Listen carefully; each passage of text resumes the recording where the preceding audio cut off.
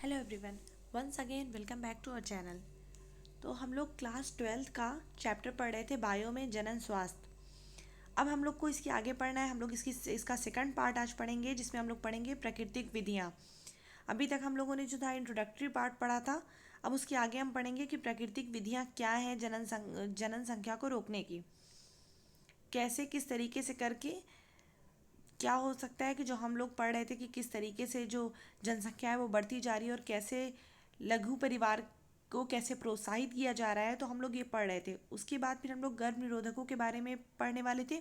इसमें हम लोग पढ़ेंगे प्राकृतिक विधियाँ, यानी कि ऐसी चीज़ें इस्तेमाल की जाती हैं जिससे ज़्यादा ह्यूमन हेल्थ को नुकसान ना हो और जो जनन संख्या है उस पर भी कंट्रोल किया जा सके।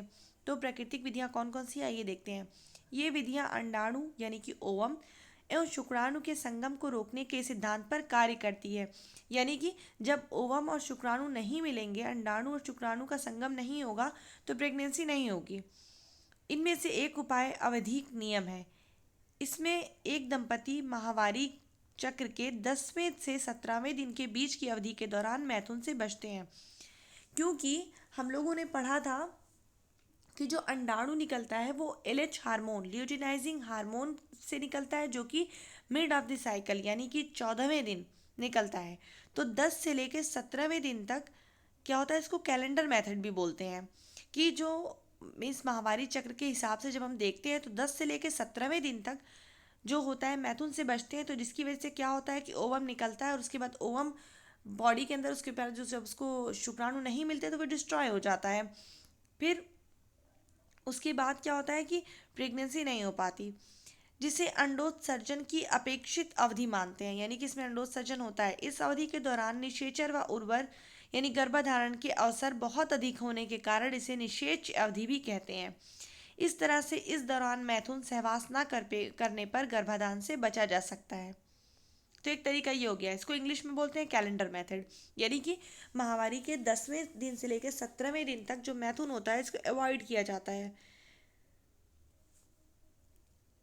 अब है अगला बाह्य स्खलन या अंतरिम मैथुन यानी क्वाइटस इंटरप्शन।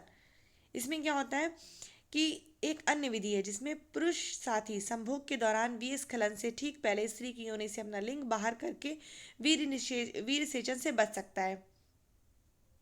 यानी कि क्या होता है कि फिजिकल रिलेशन के टाइम अगर जब स्पर्म मतलब मेनली हमें स्पर्म और ओवम को मिलने से रोकना है, तो क्या करते हैं कि मैथुन के वक्त जब जब ये होता है मतलब पुरुष को ये मालूम चल जाता है कि हाँ स्पर्म निकलने वाला है, सीमेन निकलने वाला है, तो वो क्या करता है कि जो मीन्स अपने लिंग को बाहर कर देता है, जिसकी वजह से क्या होता है कि ये जो स्पर्म निकल के जिसको जाना चाहिए वो नहीं जा पाता।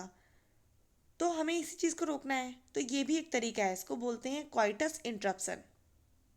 एक है स्तनपान अनारवत लैक्टेशनल एमेनोरिया। विधि भी इसी तथ्य पर निर्भर करती है। क्या होता है कि जब प्रसव के बाद स्त्री भरपूर स्तनपान कराती रहती है तो अंडोत्सर्ग और आर्तोचक्र शुरू नहीं होता। यानी कि अब हम ये जानते हैं कि जब कोई फीमेल प्रेगनेंसी के फ़ौरन बाद तक जो उसका मेंस्ट्रुअल साइकिल है वो नहीं स्टार्ट होता, कुछ टाइम बाद ही ये फिर से रेगुलेट होता है, फिर से सही होता है।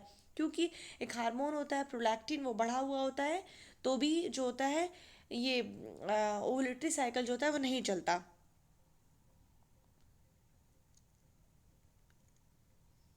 इसलिए जितने दिनों तक माता शिशु को पूर्णतः स्तनपान कराना जारी रखती है, इस दौरान शिशु को माँ के दूध के अलावा पानी या अतिरिक्त दूध भी नहीं दिया जाना चाहिए। ये अवधि 4 से 6 माह की होती है।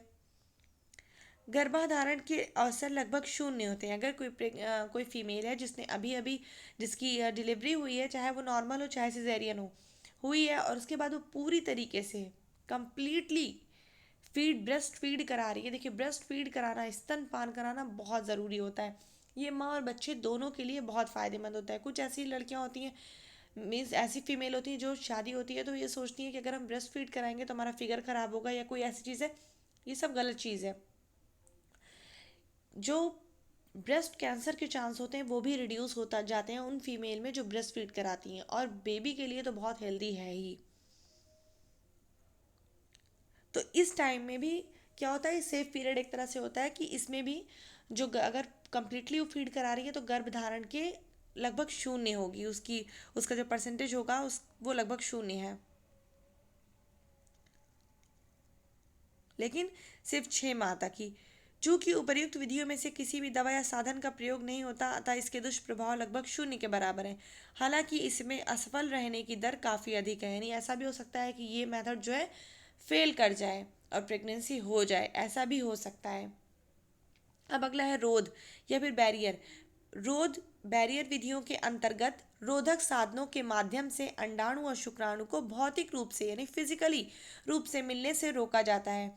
इस प्रकार के उपाय पुरुष व स्त्री दोनों के लिए उपलब्ध हैं, यानी कि ऐसा कोई बैरियर बीच में हम लगा दें जिससे क्या हो कि ओवम और स्पर्म की मीटिंग ना हो पाए, यानी कि कॉन्डोम जिसको बोलते हैं निरोध। ये देखिए यहाँ पे बना है, ये स्त्री के लिए और ये मेल के लिए है।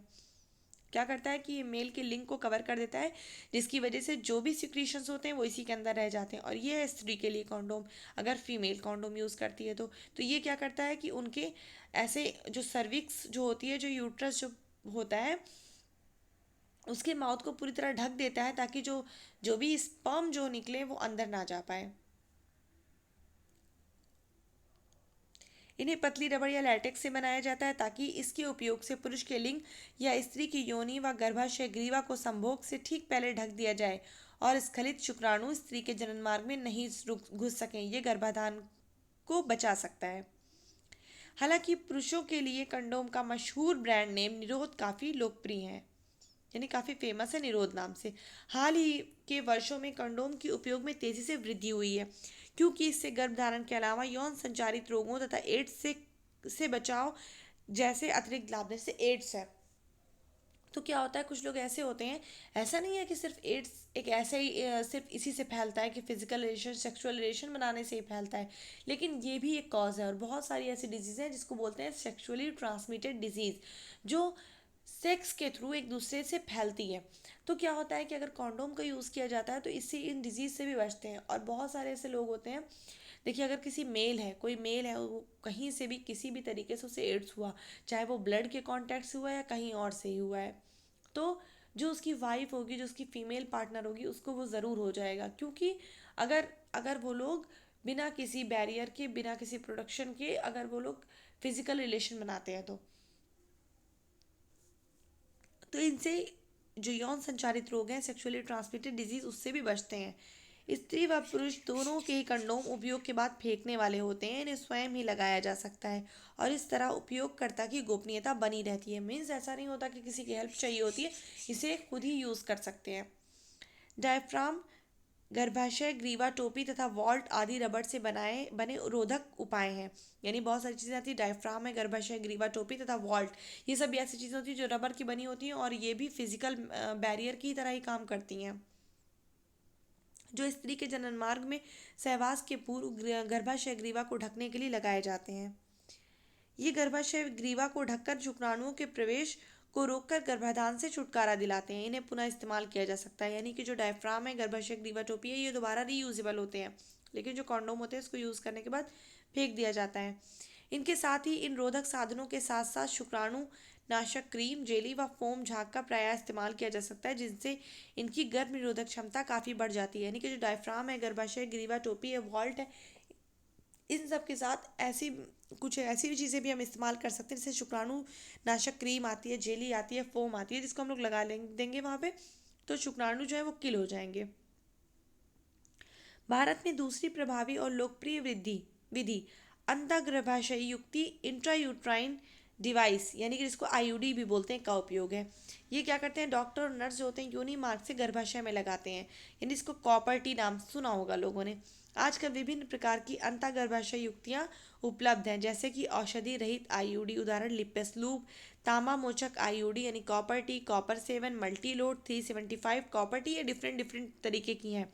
ये देखिए कॉपर टी एक डिवाइस है जो कि लगा दी जाती है वजाइना के थ्रू, जो होते हैं यूट्रस में इंसर्ट कर दी जाती है, तो यूट्रस में पड़ी रहती है। तो क्या होता है, इससे प्रेगनेंसी इससे भी नहीं होती। कुछ हार्मोन वाली होती है, कुछ बिना हार्मोन वाली होती हैं। तथा हार्मोन मोचक आईयूडी, जिसे प्रोजेस्टासर्ट LNG-20 आदि कहते हैं। आईयूडी गर्भाशय के अंदर कॉपर यानी सीयू का आयन मोचित होने के कारण शुक्राणुओं की भक्ष का अनुक्रिया यानी फैगोसाइटोसिस बढ़ा देती है, यानी शुक्राणु से नष्ट हो जाते हैं, जिससे शुक्राणुओं की गतिशीलता तथा उनकी निषेचन क्षमता को कम कर देती है। इसके अतिरिक्त आईयूडी हार्मोन को गर्भाशय में भ्रूण के रोपण के लिए अनुपयुक्त बनाने तथा गर्भाशय ग्रीवा को शुक्राणुओं का विरोधी बनाते हैं, यानी कि कॉपर टी पड़ा रहेगा उसमें तो ट्रांसप्लांटेशन वगैरह भी नहीं हो पाएगा। जो औरतें गर्भाशय में देरी या बच्चों में जन्म में अंतराल चाहती हैं उनके लिए आईयूडी आदर्श गर्भ निरोधक है, यानी उनके लिए अच्छी चीज़ है कि जो लोग मान लीजिए एक प्रेगनेंसी हुई इसके बाद अभी क्या करना चाहती हैं, अभी रुकना चाहती हैं, गैप चाहती हैं बच्चों में, तो उनके लिए ये काफ़ी अच्छा माना जाता है। अब एक आता है, उसके बाद आती है हार्मोन पिल्स, यानी कि जो प्रोजेस्टेरॉन और हार्मोन होते हैं उनका संयोजन है, तो उसे गोलियों मतलब पिल्स के फॉर्म में लिया जाता है, तो 21 दिन ली जाती है, यानी कि इनको माहवारी के 5वें दिन से शुरू करते हैं। यानी लो डोज की एस्ट्रोजन और प्रोजेस्टेरॉन होती है जो क्या करती है कि जो ओवुलेशन होना चाहिए, ओवम निकलना चाहिए, उसको रोक देती हैं। तो इसको 5वें दिन से शुरू करते हैं या फिर पहले दिन से ही। फिर गोलियां जब समाप्त होती हैं 21 दिन की तो फिर पुनः ऋतुस्राव शुरू हो जाता है, फिर अगले क्रम में ऐसे ही लिया जाता है। ये गर्भ निरोधक गोलियां क्या करती हैं, अंडोत्सर्जन और रोपण को संदमित करने के साथ साथ गर्भाशय ग्रीवा की श्लेष्मा की गुणता को भी बदल देती हैं, जिससे शुक्राणुओं के प्रवेश पर रोक लग जाती है। तो इसमें सबसे फेमस सहेली नाम की गर्भ निरोधक गोलियां हुई थी। ये हफ्ते में एक बार ली जाने वाली गोली है, इसके दुष्प्रभाव बहुत कम तथा ये उच्च निरोधक क्षमता वाली है। कुछ ऐसे भी होते हैं जो इम्प्लांट लगा दिए जाते हैं, अंतरोप कर दिए जाते हैं प्रोजेस्टेरॉन या फिर एस्ट्रोजन के साथ, टीके या त्वचा के नीचे अंतरोप कर दिया जाता है, धीरे धीरे वो निकलती रहती है। ये भी गोलियों के भांति इसका कार्य होता है कि मीन्स, और कुछ आती हैं कि अगर अनप्रोटेक्टेड सेक्स के बाद 72 घंटे के अंदर प्रोजेस्टेरॉन की पिल्स अगर लेते हैं तो भी, या फिर आईयूडी लगा देते हैं तो भी गर्भ निरोधक का काम करेगी। यानी इन्हें कब कब इस्तेमाल करते हैं, अगर किसी का रेप हुआ है, बलात्कार या सामान्य लापरवाही पूर्ण असुरक्षित यौन संबंध, मान लीजिए किसी कोई ऐसा है कि मैरिड ही है लेकिन उसे भी बच्चा नहीं चाहिए या गैप चाहिए जो भी है, तो अनप्रोटेक्टेड सेक्स अगर हुआ है जिसमें कोई भी ना फिजिकल बैरियर लिया गया ना कोई और चीज़, तो ये कर सकते हैं कि उसके फ़ौरन 72 घंटे के अंदर अगर प्रोजेस्टेरॉन पिल्स ले ली जाए तो भी प्रेगनेंसी को रोका जा सकता है।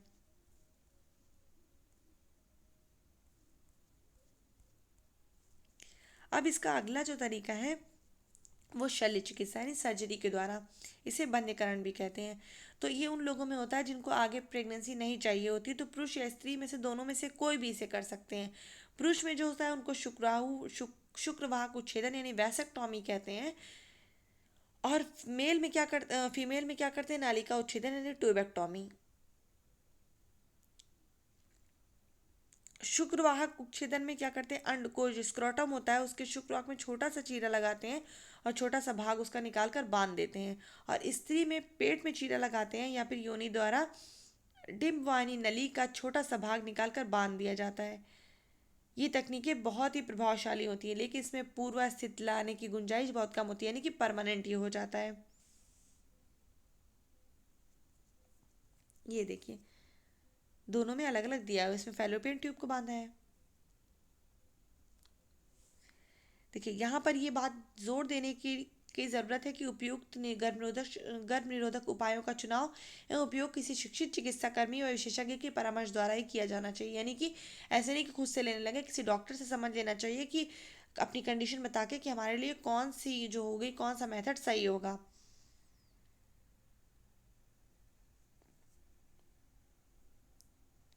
ठीक है। वास्तव में इनका उपयोग प्राकृतिक प्रक्रिया जनन जैसे गर्भाधान सगर्भता के विरुद्ध है, यानी कि लेकिन इनका प्राकृतिक जनन क्रिया के तो विरुद्ध है ही, लेकिन फिर भी कभी ना कभी हमें इसका इस्तेमाल करना पड़ता है। तो क्योंकि अब देखिए अगर किसी को एक बच्चा है, वो अभी 2 साल का, 2.5 साल का, 3 साल का गैप चाह रहा है, तो उसको कोई ना कोई विधि अपनानी पड़ेगी।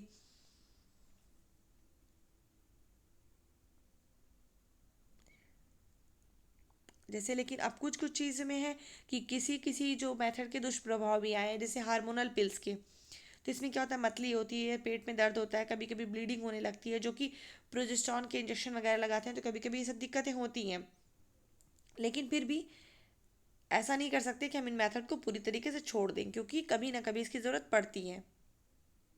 तो ठीक है, अब हम मिलते हैं अपनी थर्ड वीडियो में, सगर्भता का चिकित्सीय समापन, यानी मेडिकल टर्मिनेशन ऑफ प्रेगनेंसी। फिर ये पढ़ेंगे, फिर हमारा ये जो चैप्टर होगा वो यहाँ पे कंप्लीट हो जाएगा। Thank you.